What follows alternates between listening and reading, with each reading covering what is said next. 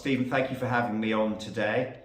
I was just saying in the warm-up before we started the interview that I think I've known you now for 16 or 17 years, so it's a great pleasure to be here, and I look forward to answering your questions. You've been re-elected since every election since 2005. What got you into politics, and what backgrounds of people do you most represent? So I've always believed that politics is a force for good.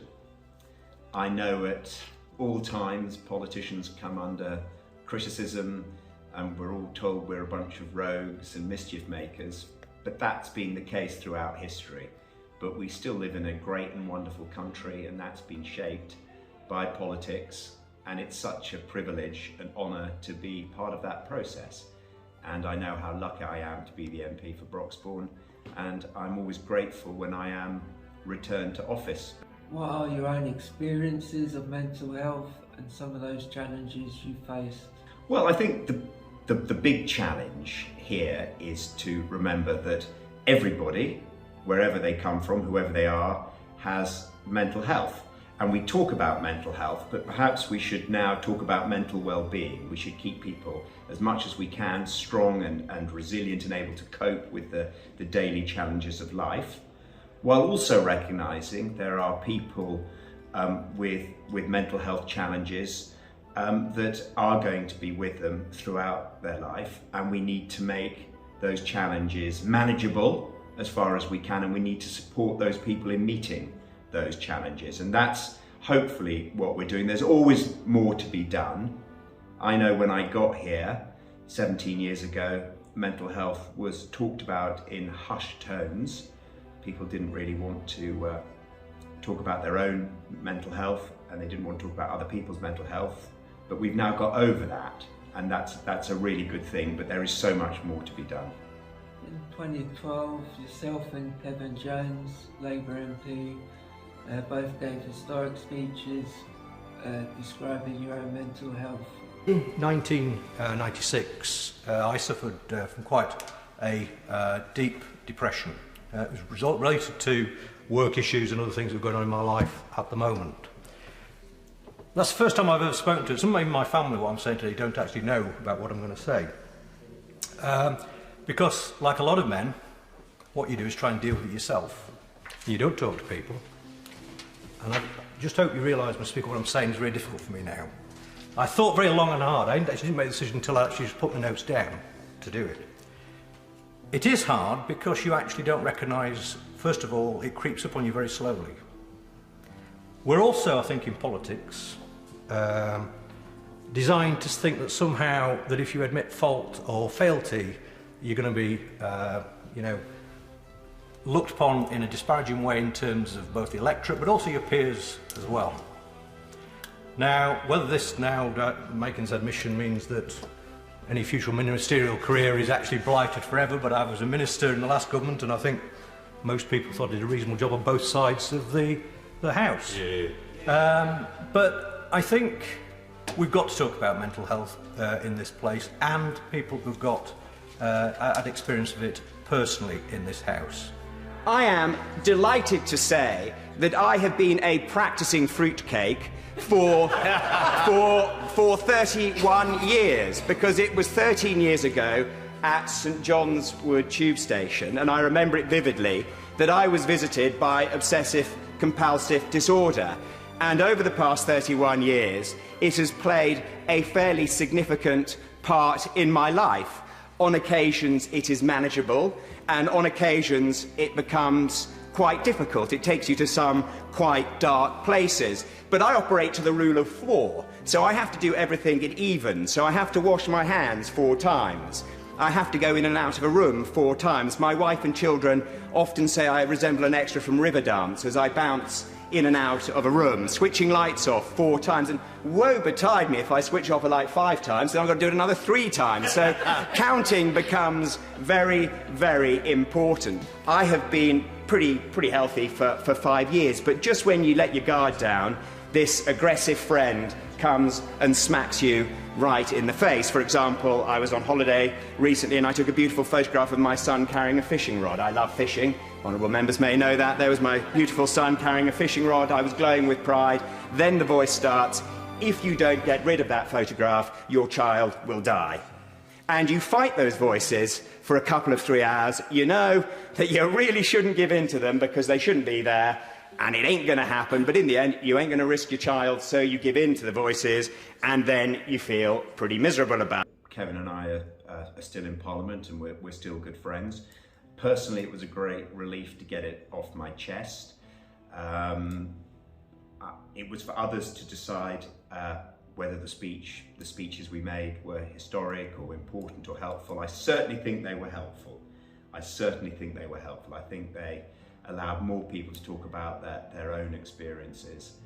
And mental health is something that we all have. Mental well-being is something that we all have, and we shouldn't be afraid to discuss it. Now, the thing I think is really important out of all of this is when you ask someone, how are you feeling today? You're actually interested in the answer. Does that make sense? It's not just an aside. How are you doing? And then you move on. And I've got friends, as I'm sure you do, Stephen, who you know are in a bad place, having a difficult time in their life. And when you say to them, how are you feeling today? And they go the normal response, I'm fine. Then I think it's important to say, are you really fine? Are you sure you're fine? Because that is a genuine question I've asked you, and then that might elicit a conversation where I actually say, well, no, I'm struggling a bit at the moment. We raise awareness of mental health and aim to reduce stigma. How important is it to raise awareness, and what more needs to be done? I think stigma has certainly reduced. I think people are much more understanding of mental health conditions, particularly life-changing mental health conditions. For example, psychosis and schizophrenia.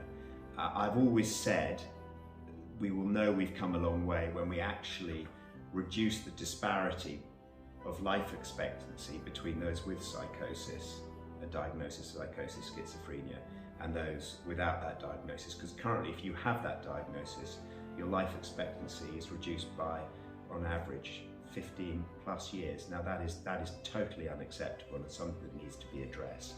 And that's one of the actions. It's all right talking about mental health, but actually we've got to make some real inroads and make sure people's life expectancy, regardless of their condition, is in line with the national life expectancy of all people. You were honoured with a KBE and knighted as a Sir. How proud a moment was it to receive such distinguished honours? It would be churlish of me not to say that I was very proud. It's no secret that I was extremely close and fond of the previous Prime Minister, Theresa May. I supported her throughout her premiership.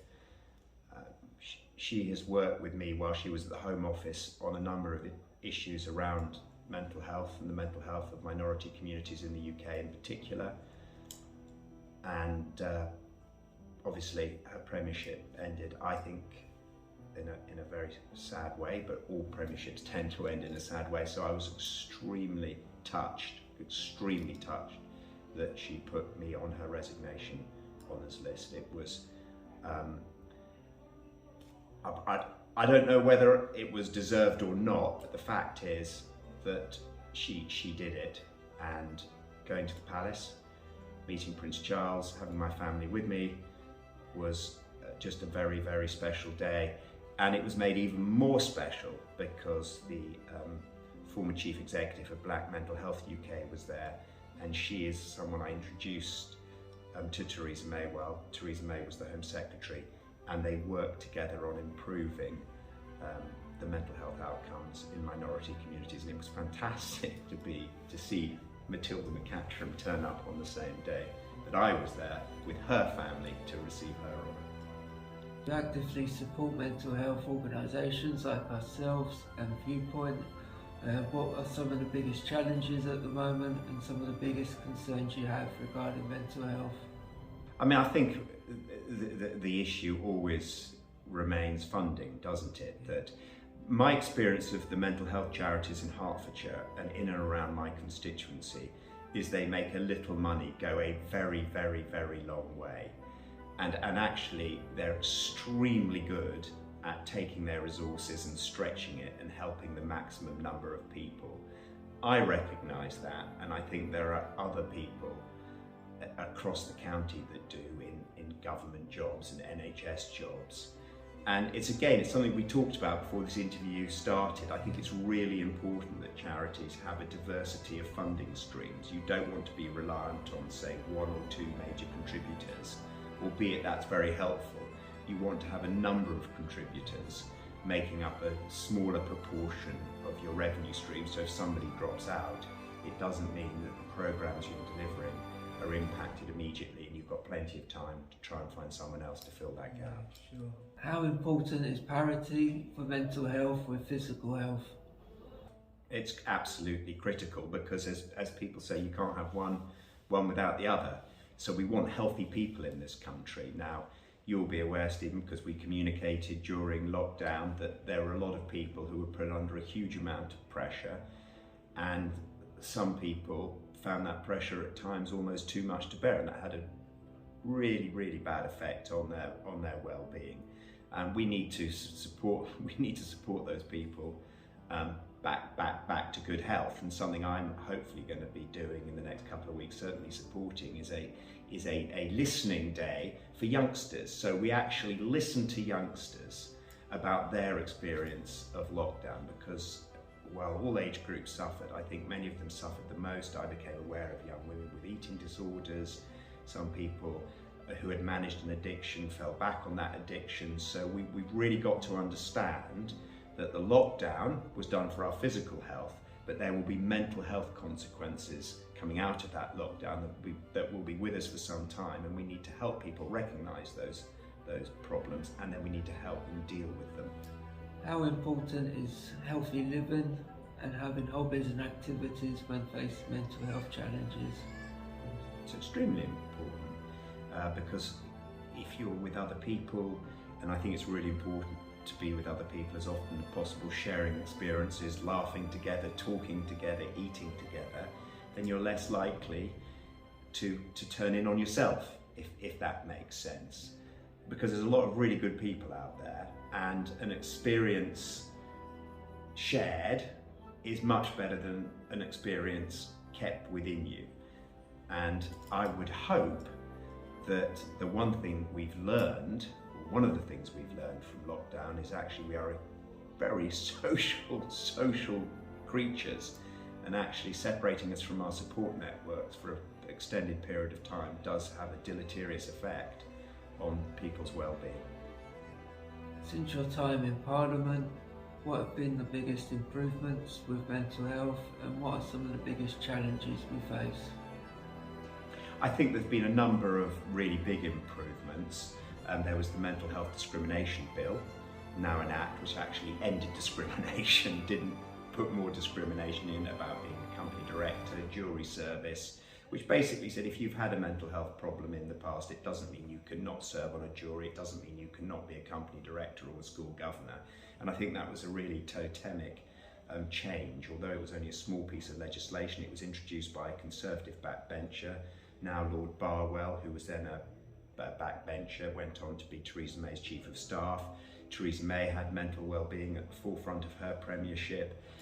Boris Johnson has seized that. Certainly Keir Starmer on the Labour benches has put a really strong team in place behind him around the whole issue of mental well-being. So, of course, we're all political, Stephen, and I know that lots of people will say, yes, but Charles Walker, your government hasn't done this, that and the other, and that's absolutely fine, we want debate. But I think the direction of travel is really positive, and we're beginning to remove the discriminations from the health system around mental health. In 2019, there were 5,691 deaths registered in England and Wales. 3/4 of those were from men. It's very sad and very tragic for those loved ones and for those individuals. And how do we best highlight such a sensitive subject and get people from all backgrounds to talk about things when they're in difficulty? So death by suicide is tragic. It's tragic for the person who dies, but it leaves a huge legacy of grief behind, with families wondering what more they could have done and what greater interventions they could have made. You know, the government has a zero suicide strategy, which is, let's aim for zero. Probably impossible to get there, but let's aim for zero.